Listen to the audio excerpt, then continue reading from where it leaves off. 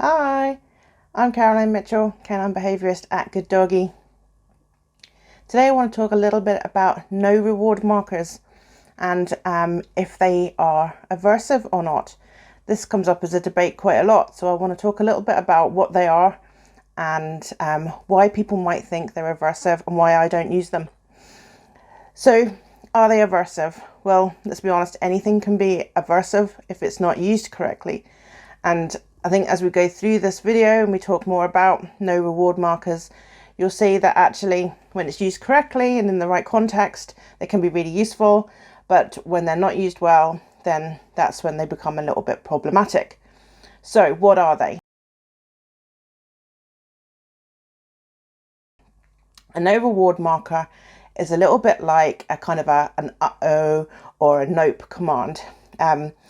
It could be a noise, it could be a hand signal, a word, anything sort of unique and interesting that your dog will recognize that you don't use very often could be used as a reward marker.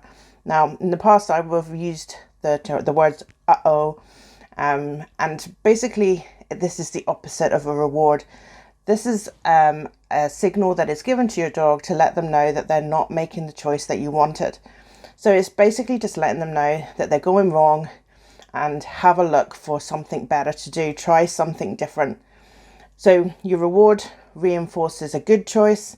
Your no reward marker or your extinction marker is letting your dog know that they've made the wrong choice.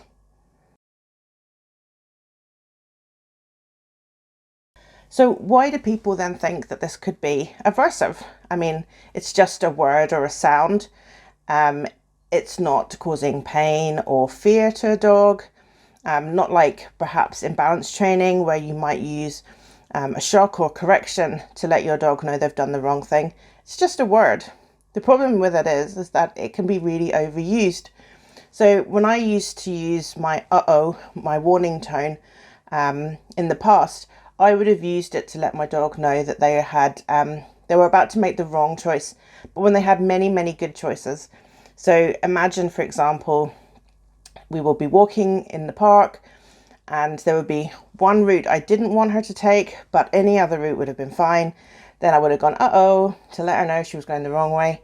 And she had a free choice of any of the others that she could have gone. So when you have one bad choice, but loads of good choices, I feel like it works quite well. Sometimes when it gets used when there are lots of bad choices and only one good choice, this is maybe where it becomes a little bit of a problem. So maybe in the example of a dog that's chewing a piece of furniture, you might have one really good choice. I'd rather you chewed this toy that I bought you specifically for chewing on. But in your room, in your living room, there are chair legs, there are items of clothing, there is table legs, there are cushions, throws, curtain ends, anything like that. So when your dog is chewing on something and you go, uh-oh, they'll go and choose something different. But there are so many bad choices that they could spend all day going from one bad choice to another. And the opportunities to get that reward in there is very, very small.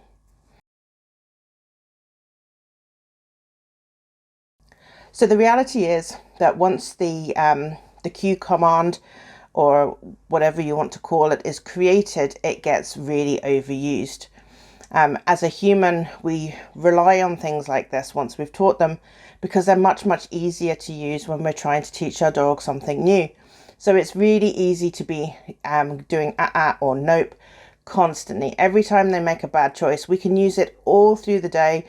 Our dogs don't make a lot of great choices sometimes, especially when they're puppies and when they're suffering with behavioural issues or anxiety. So you could just be going nope, nope, nope, nope all day long. Every time they try and do something wrong, every time they rush the front door, every time they try to jump up on somebody, every time they look at you when you're eating, every time they try to get on the sofa, and this would become really, really tiring. Imagine just being told nope all day long, when you're at your work. Nobody's giving you any kind of clear instruction or telling you what they're expecting from you. They're just telling you nope when you get it wrong. So when you've only got really one good choice and you're getting 10 nopes for every good choice, it becomes really draining and really demoralizing. If that's you at your work, you'll start to lose interest in what you're doing. You'll start to not enjoy being there or doing the tasks that you are expected to do. You'll give it your least amount of effort, and it becomes a bit of a toxic kind of environment. It's not somewhere that we want to be. It's not somewhere we can be our best. So at that point, when it starts to become demoralizing, I think then it starts to look a little bit aversive. It starts to affect the dog's enthusiasm. It's affecting their mental health. And so it's not really helping with the situation. And at that point, then I think this has probably gone a bit too far.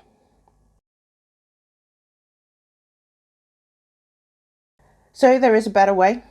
There are lots of actual ways that we can help speed up your dog's training without using no reward cues or extinction markers or any of that kind of stuff. First of all, we can go really strong on rewards. So whenever you're working with your dog and you're trying to get them to do something, we can really help them out by giving them a really excellent reward. Not only do we have to just give them one reward, a treat would be lovely, but also treat, good boy, good girl. You could use clickers as well, and really go strong on all of that kind of rewarding behavior that you do when you do get the behavior that you want. You can improve your timing. These are two massive things that really affect the speed at which dogs learn. The better your timing when you issue your reward, which is why I love clickers so much, because they are very specific with their timing, and really dogs just love to know exactly what they did right. So improving your timing will make a massive difference. Just look at this video here. How many no reward markers would we have even given this dog? I mean, this dog probably doesn't even know what exactly he was supposed to be doing. I'm confused about what he was supposed to be doing. Goodness knows what he learned from this particular situation. So being clear about what exactly it is you want to do is also really important. So know what you want to do. Get your timing right and get your reward in there really quickly. It means that your dog understands much faster what it is that you want, and your dog then can change his own behavior to make sure that he achieves what you're looking for much quicker, because you have the really good reward that he really wants. Consistency is so important, and I made a video just about consistency just recently, so I'll link to that at the end so that you can have a look at that as well, and you'll find other ways that will make you much more consistent and improve your timing and speed up your dog's training too, just by watching that video. So check that out.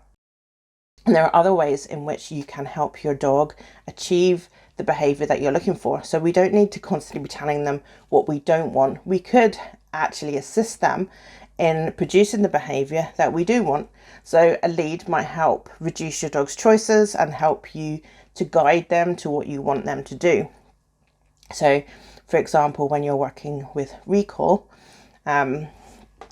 if you decided to call your dog and they were off the lead and they didn't come to you, that might be a nope situation.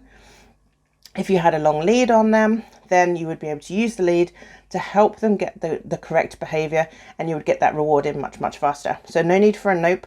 The lead will help you to guide your dog into the behavior that you want. You could teach them separately new cues and new behavior sequences that would support them as well to achieve what you want. And when they know a couple of good cues really well, that can really improve what they're doing, because you can give them some clues now as to exactly what it is you're trying to achieve. If you need your dog to be calm at the front door, for example, and the doorbell has rang and your dog is running around like a lunatic, awful lot of opportunities there for nopes. But if we wait for them to calm down and teach them a really good sit and stay command in that context at the front door, then we're helping them out. We've given them the tools they need in advance, so that when we come to get them and ask them to do something for us, they've already got some of the basics there. So that's really helpful in assisting them to do what you want. Maybe teaching them a place command might be kind of helpful. You know, if your visitors are in and your dog is choosing lots of behaviors that you'd rather not, give them something they can focus on. Tell them to go to their place and make that extra rewarding, rather than nope, don't do this, don't do this, don't do this, don't do this, don't do this, which is what it will probably end up feeling like. Instead, it's go to your place, and now it's good boy for being in your place, which is a million times better than using a no reward marker or a nope command or something like that. And the last thing as well about being consistent is about really helping your dog to actually achieve what you want them to achieve. Close enough is not good enough when you're a dog. So if your dog is trying to do something you want them to do, and they make a fair effort at it and they get nearly there, we shouldn't reward that. And I know that sounds kind of mean, but if I rewarded you every time you got something wrong, but because you made a good effort, I said it's okay, I'm not helping you. I'm not helping you to learn something. So when I'm with a client, if I want them to hold a treat in a certain way and they do it differently and it makes a difference to the dog, if I just go, okay, fine, it's fair enough, it's close enough, then that's not helping them. Showing my client exactly how I want them to hold their treat, so the dog comes exactly to the right place and takes the treat at the exact right timing. There's no good me saying, call the dog over to you and be ready with your treat straight away. Have it at your knee height and let your dog have it. And then when you do the thing I've asked you to do, and actually you didn't have the treat ready and it was in your pocket and your dog ran over to you, and then you fumbled around for a bit, and then the dog sat down and started to sniff about, and finally you got your packet open and gave you the dog the treat. If I said, yeah, that was a good effort, that's good, then that's not helping you, because when you start to put this into practice, you're not going to be doing it in the right way. Your dog will lose interest. He didn't get his treat on time. He won't be rewarded for his recall. In that scenario, he would have got rewarded for sniffing about on the floor or sitting in front of you, but the recall wouldn't have been rewarded, and therefore the client would not have got the results that they wanted. So there's no point in giving our dogs this kind of grey area, this close enough reward. We have to help them. We have to keep repeating what we want them to do, and we have to help them achieve it exactly how we want them to do it. And as soon as we do that, they go, oh, good, now I know what you want and I can keep doing that, as opposed to always giving you this kind of nearly there, close enough kind of behaviour, which actually really doesn't help the situation at all. So that's my feelings about no reward markers. I don't tend to use them very often. I don't teach other people to use them because they can just be so badly misused, and they really bring a very negative element into what's supposed to be a very rewarding and positive experience for you and your dog. But if you must use them only in situations where your dog might make the only wrong choice when there are all good choices. So as soon as you've given them their nope command and they change their behaviour and do the right thing because there's only good things left, throw those rewards at them, get them really enthusiastic about making that good choice. And that really would be the only time I would ever encourage the nope command to be used. So hopefully that's cleared things up and you know a little bit more about no reward markers or extinction keys. Take care. Speak to you soon. Bye bye.